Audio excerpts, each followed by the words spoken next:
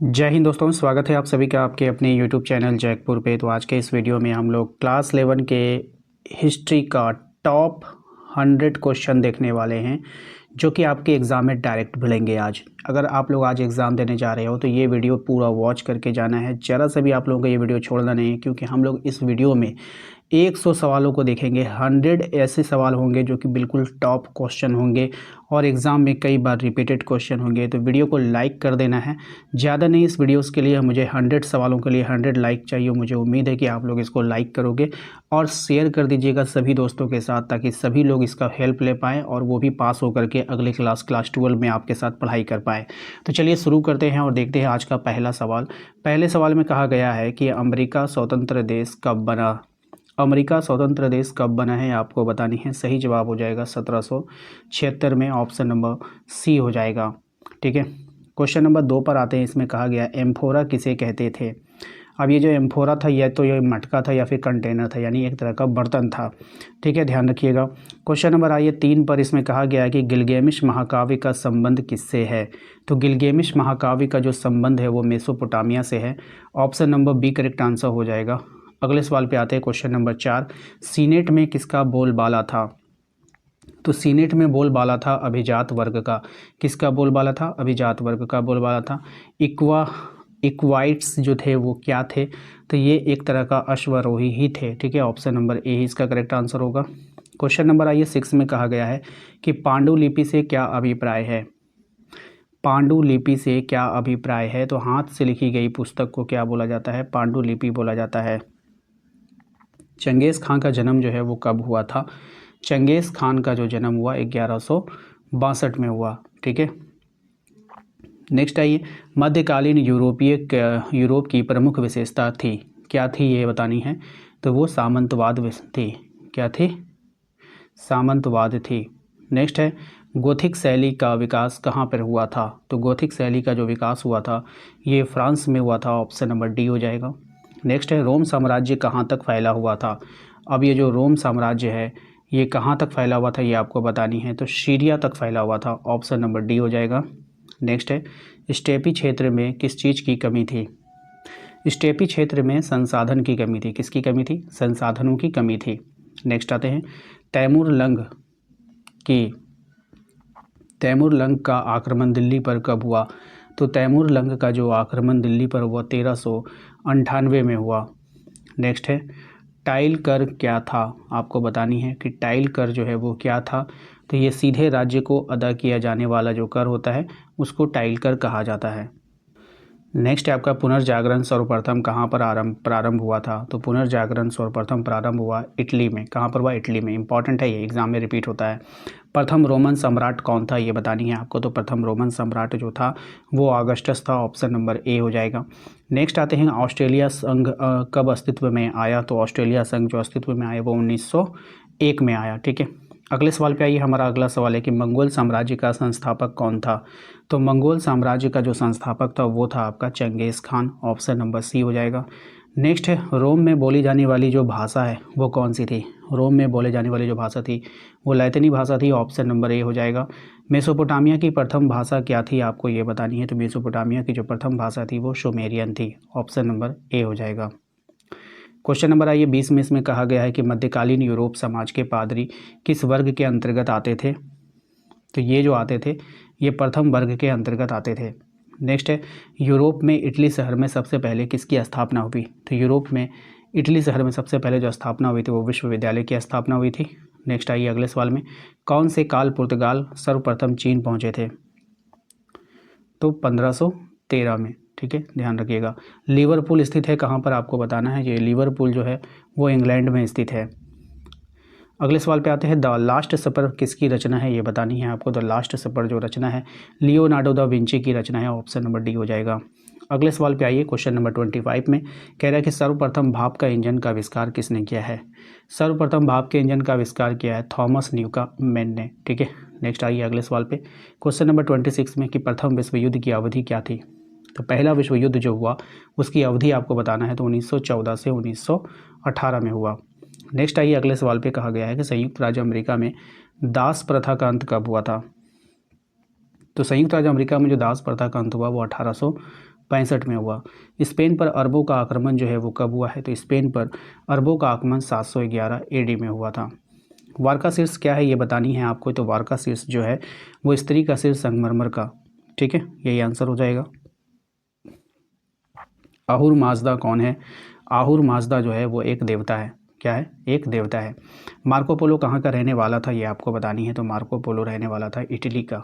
कहाँ का रहने वाला था? इटली का रहने वाला था। फ्रांस में कृषकों का विद्रोह कब हुआ है? तो फ्रांस में जो कृषकों का विद्रोह हुआ है वो 1358 में हुआ है। लूथर ने बाइबल का जर्मन अनुवाद कब किया? तो लूथर ने बाइबल का जर्मन अनुवाद किया था 1522 में। द प्रिंस नामक पुस्तक किसने लिखी है ये आपको बतानी है। तो द प्रिंस नामक पुस्तक को लिखा था मैकियावेली ने। ऑप्शन नंबर डी हो जाएगा। क्वेश्चन नंबर आता है 35 में। देखिए कहा गया है आयरलैंड किस देश का उपनिवेश था? आयरलैंड जो उपनिवेश था वो इंग्लैंड का उपनिवेश था। ऑप्शन नंबर डी हो जाएगा। नेक्स्ट है चीन किस महादेश में स्थित है? अब ये जो चीन है ये कौन से महादेश में है? तो एशिया महादेश में स्थित है। दूरबीन का आविष्कार जो है वो किसने किया है? तो दूरबीन का आविष्कार किया है गैलीलियो ने। ऑप्शन नंबर सी हो जाएगा। अगले सवाल पे आते हैं। हमारा अगला सवाल है कि घटना के कालक्रम को क्या कहा जाता है? तो घटना के कालक्रम को कहते हैं हम लोग इतिवृत्त। क्या बोलते हैं? इतिवृत्त बोलते हैं। नेक्स्ट है कोरिया की पहली महिला राष्ट्रपति कौन थी? तो कोरिया की पहली महिला जो राष्ट्रपति थी पार्क खन हे थी। याद रखिएगा, इंपॉर्टेंट एग्जाम में आता है। नेक्स्ट है आपका कि जापान में पहली बार महिलाओं ने मतदान कब किया?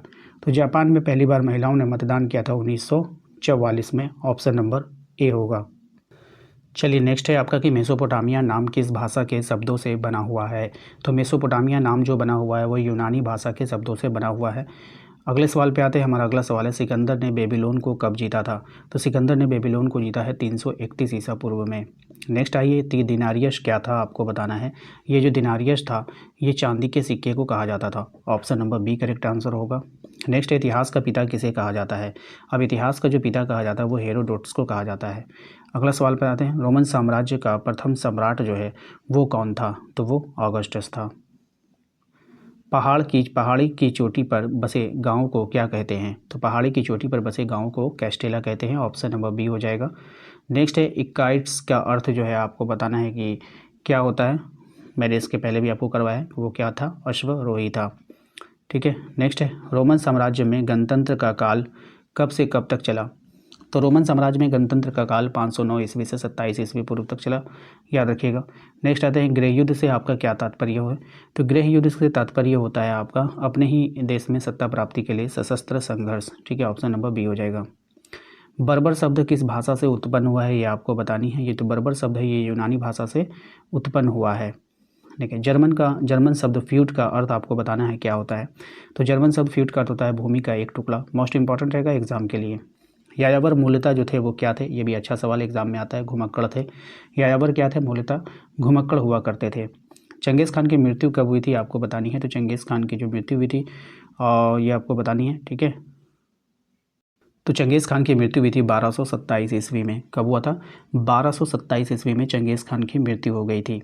मेसोपोटामिया में इनना जो थी वो किसकी देवी थी? तो मेसोपोटामिया में जो इनना थी वो युद्ध और प्रेम की देवी थी, यानी कि प्रेम और युद्ध की देवी थी। नेक्स्ट है मेनर क्या होता है आपको ये बताना है। तो मेनर जो होता है लॉर्ड के घर को जो है मेनर कहा जाता है।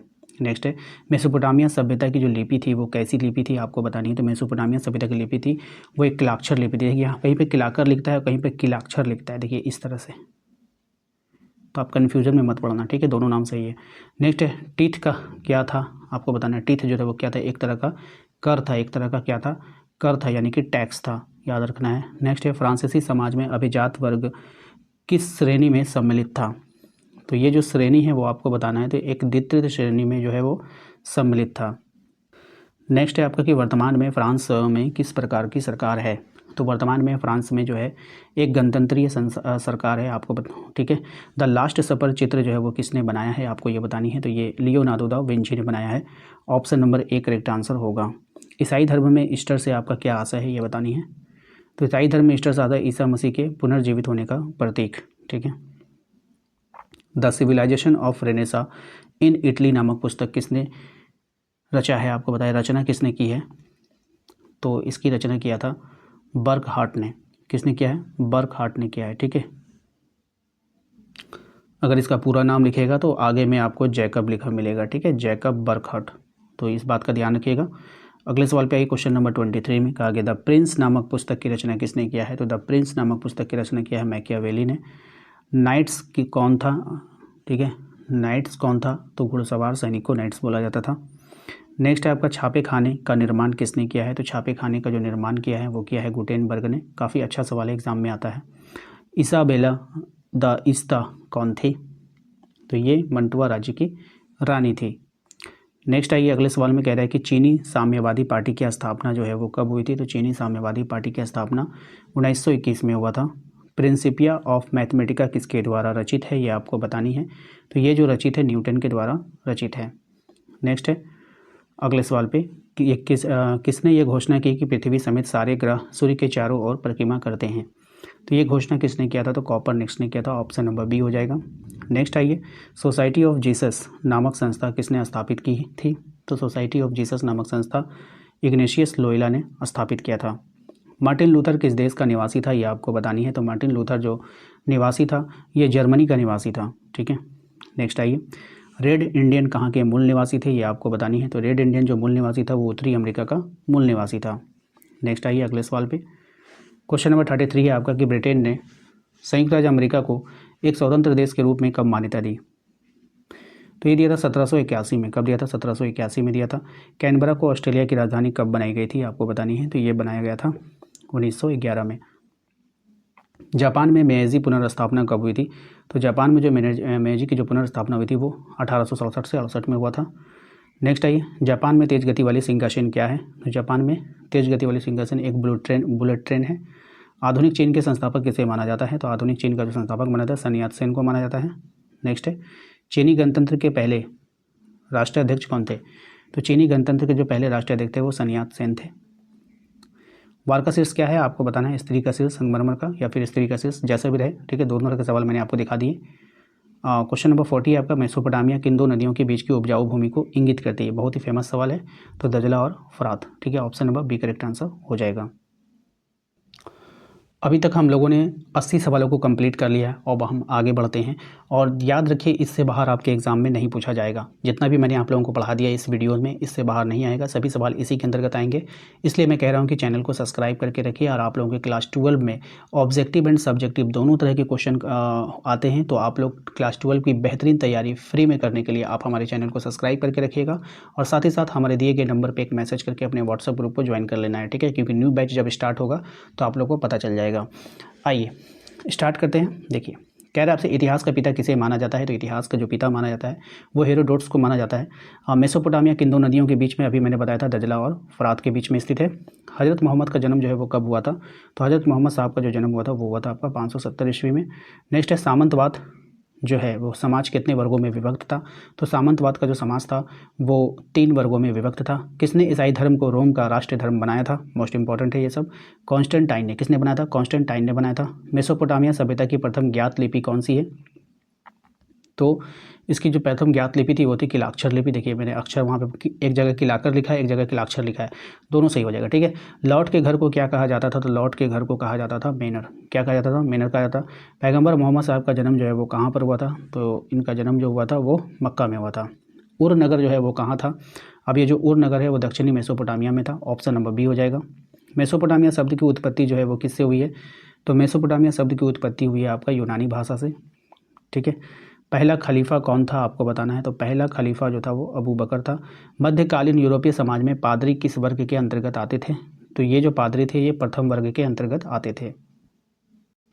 रेनेसा शब्द किस भाषा से लिया गया है? अब ये जो रेनेसा शब्द है ये कौन सी भाषा से लिया गया? तो फ्रांसीसी भाषा से। किसे धातु कर्म में क्रांति लाने का श्रेय दिया जाता है? तो किसे धातु कर्म में क्रांति लाने का श्रेय अब्राहम डर्बी को दिया जाता है। तुर्कों ने किस वर्ष कुस्तुनतुनिया पर विजय प्राप्त कर लिया था? तो ये हो जाएगा आपका 1453 में। नेक्स्ट है चीन में गणतंत्र की स्थापना जो है वो किसने किया है? तो चीन में गणतंत्र की स्थापना डॉक्टर सन यात सेन ने किया है।